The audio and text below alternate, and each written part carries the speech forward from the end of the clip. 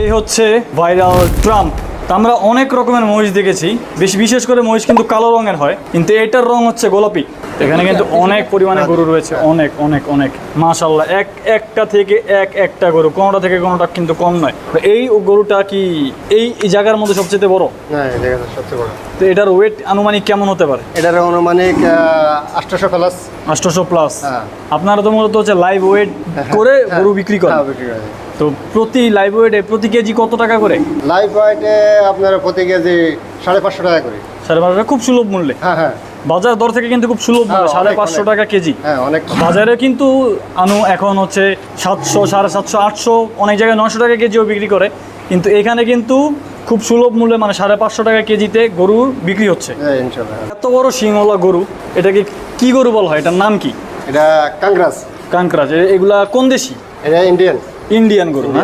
এই গরুগুলোর ওয়েট কত কেজি হতে পারে সর্বোচ্চ?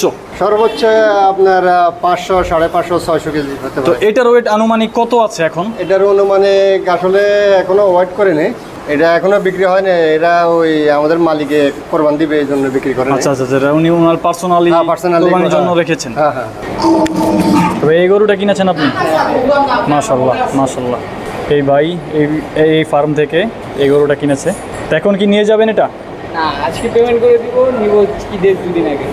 কত করে কেজি হিসাবে নিলেন? এটা এই জায়গা 500 টাকা করে কেজি। 500 টাকা করে কেজি। লাইভ ওয়েট কত কেজি হয়েছে? এটা হলো 329 কেজি আর কি। 329 কেজি। হ্যাঁ। কত টাকা পড়ছে তো সবকিছু মিলিয়ে? 1,64,500 টাকা। 1,64,500 টাকা। এটা এখান থেকে কোথায় যাবে? এখান থেকে ঢাকা নিয়ে যাব।